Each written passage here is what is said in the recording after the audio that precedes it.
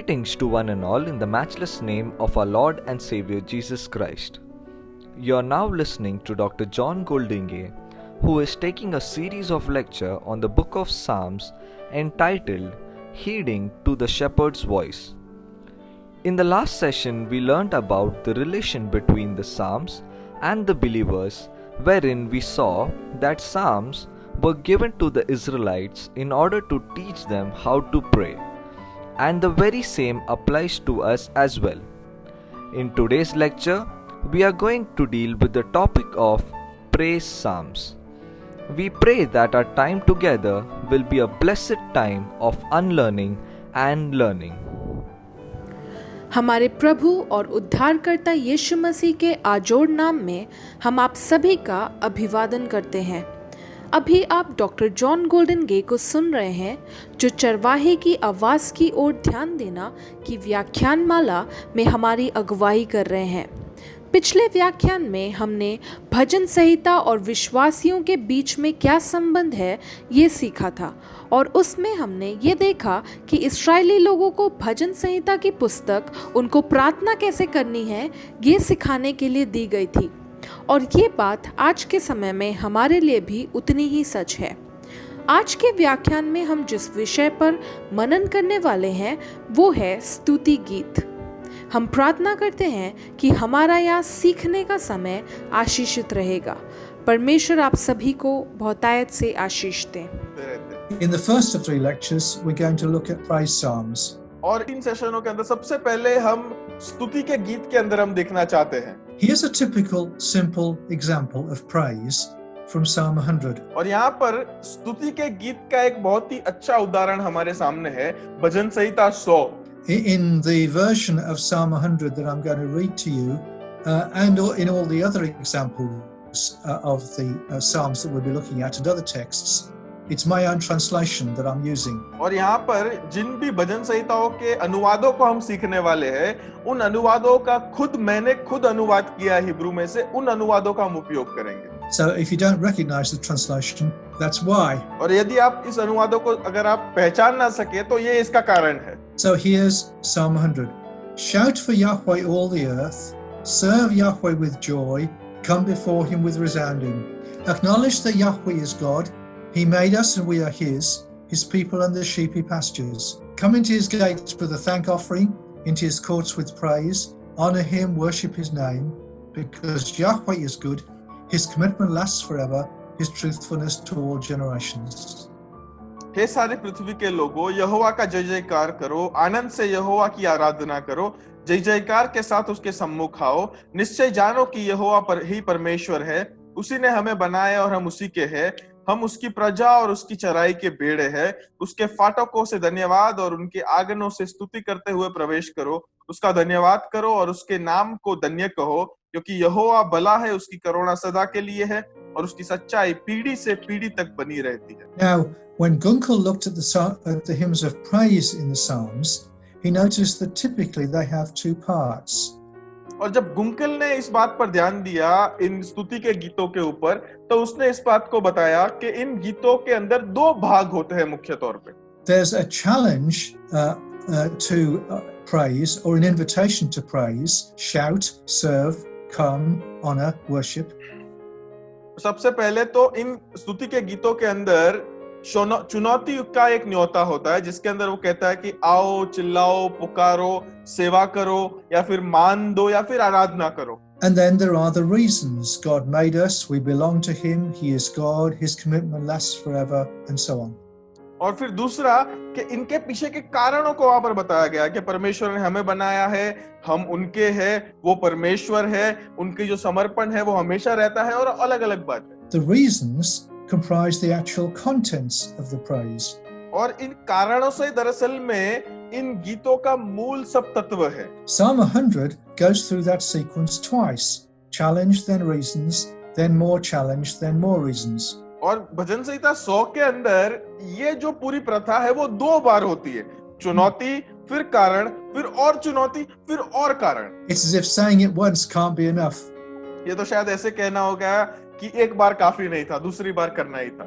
Then you can notice that in the first of these two features in Psalm 100, the challenge, It implies that you don't praise God on your own. और यहाँ पर दूसरी एक बात गौर देने जैसी है, वो ये है कि इन गीतों के अंदर जब चुनौती दी जाती है तो उसका मतलब ये भी होता है कि आप अपने आप से परमेश्वर की स्तुति नहीं करते हैं। We encourage one another to praise. हम एक दूसरे को प्रोत्साहन देते हैं कि हम परमेश्वर की स्तुति करें। It fits with an odd note in those exhortations in Ephesians, where people are bidden to speak to one another in psalms and hymns. और ये तो एफिसियों की पत्री के अंदर जो एक बात लिखी गई है कि लोगों को एक दूसरे से गीतों और स्तोत्रों में बातचीत करना है, वहां पर बहुत ही सही रीति से वहां पर बैठता है ये। They're speaking to God, but they're also speaking to one another. वो परमेश्वर से तो बातचीत कर ही रहे हैं, परंतु एक दूसरे से भी बातचीत कर रहे हैं। The Psalms of Praise in the book of Psalms do the same. और भजन संहिता के अंदर ये जो स्तुति के गीत है, ये भी यही करते हैं। Many of them do say directly to God, "You're great," but many of them involve people saying to one another, "Isn't God great?" बहुत सारे लोग डायरेक्ट सीधी रीति से परमेश्वर से कहते हैं कि परमेश्वर आप महान है, परंतु काफी ऐसे लोग होते हैं जो दूसरों से बातचीत में परमेश्वर के बारे में कहते हैं कि क्या हमारा परमेश्वर महान नहीं है? Because saying it to one another brings God glory. क्योंकि एक दूसरे को कहने से हम परमेश्वर को महिमा देते हैं। Another aspect of the challenge to praise is that it makes clear that praise is noisy. और दूसरा एक बात है जो चुनौती है स्तुति करने के लिए, वो ये है कि ये जो स्तुति होती है वो बहुत ही शोर मचाने वाली होती है। It involves shouting and resounding, as I translated it, but that's a word for ululating, for going no. और यहाँ पर तो चिल्लाने की बात है और बार बार उस बात को दोहराने की बात है, और ये शब्द जो है वो अलग अलग रीति से ये है, और उसको तो ना ना ना ना ना ना ऐसे बोलने की बात वहां पर लिखी गई है। The word for praise itself in Hebrew is related to the word hallelujah. And similarly, that word hallelujah suggests going la la la la la la la la la. और हिब्रू शब्द के अंदर हालेलुया का मतलब जो है वो स्तुति से जुड़ा हुआ है, और ये इसका जो भावार्थ है वो ला ला ला ला ला ला इससे जुड़ा हुआ बात है। ये Praise is not something you just do in your heart. और स्तुति एक ऐसी कोई बात नहीं है जो केवल आप अपने हृदय में करें। Praise involves the whole person, and the same is true about all the ways of praying that the Psalms illustrate. और ये जो स्तुति है वो पूरे व्यक्तित्व को वहां पर जोड़ लेती है, और यही बात भजन संहिता के अंदर जिस प्रकार की स्तुति बताई गई है वो उसमें भी लागू पड़ती। The Psalms have no ideal of silence. भजनों के अंदर कभी शांतता की कोई बात नहीं बताई गई है। Now, ideas about prayer in urban societies, in the West at least, often emphasize silence. और प्रार्थना के जो विचार है वो शहरी जगहों के अंदर ज्यादातर तौर पे हम वहां पर शांति की बात हम सिखाते हैं कि प्रार्थना के समय शांत रहना चाहिए। And maybe they need to, because we are surrounded by noise, and maybe the same is true in urban contexts in India. और ये करने की जरूरत है क्योंकि हम अभी ही हम शोर से घिरे हुए लोग हैं, और हर एक शहरी इलाकों में ऐसा ही होता है। But that stress on silence is not an idea we get from the Bible. In the Bible, praise and prayer involves noise. परंतु ये जो शांतता की बात है इसका विचार हमें बाइबल से नहीं मिलता है। बाइबल के अंदर स्तुति और प्रार्थना के अंदर शोर जुड़ा हुआ है। It's because praise and prayer involve the whole person that praise may also involve not merely thanksgiving but a thank offering. और क्योंकि स्तुति और प्रार्थना जो है वो पूरे व्यक्तित्व को जोड़ती है, इसके अंदर इसका मतलब ये है कि ना ही केवल आभारीपन परंतु आभारी अर्पण भी उसके अंदर जुड़ा हुआ। A thank offering is a sacrifice that expresses our praise outwardly and concretely. और ये जो आभारी अर्पण है हमारा, ये इस प्रकार का अर्पण है जहां पर हमारी स्तुति को हम बाह्य रूप से और बहुत ही निश्चित रूप से हम वहां पर बयां कर पाते हैं। David once said that he refused to make an offering that didn't cost him anything. Dawood के कहानी में एक बार पढ़ते हैं कि उसने वहां पर आराधना करने से मना कर दिया क्योंकि उस आराधना के लिए वो कीमत नहीं चुका रहा था उसने। Our Christian worship may not cost us anything.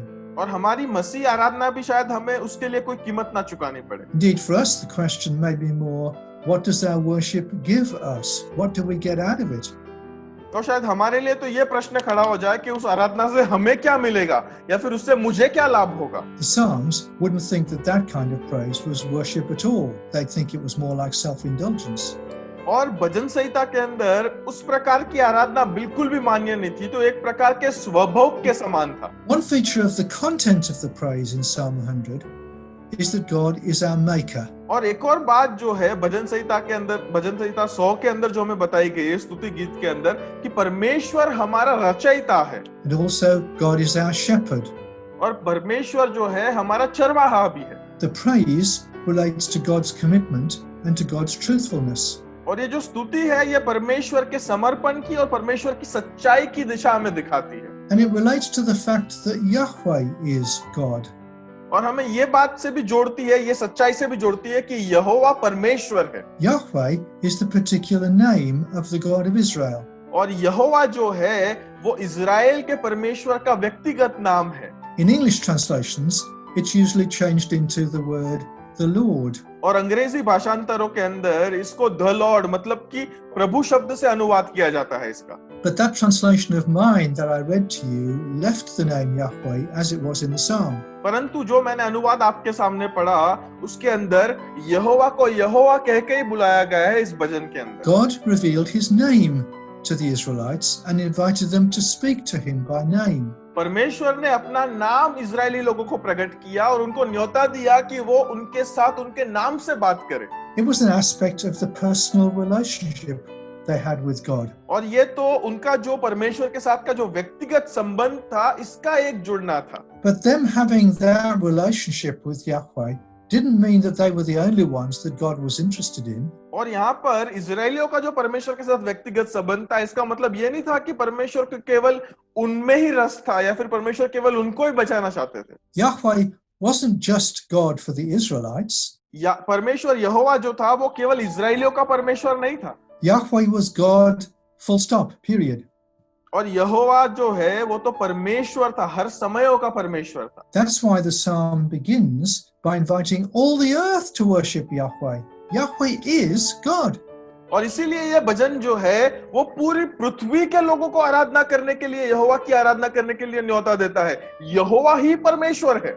Now, none of this praise that we've been thinking about is about what God has done for the psalmist personally. और ये जो भी गीत की जो शुरुआत है वहां पर भजन का रचयिता जो है वो कहीं पर भी व्यक्तिगत परमेश्वर के द्वारा लाभों को वहां पर वो वर्णन नहीं कर रहा है। We'll come to that kind of praise in the Psalms in the second of these lectures.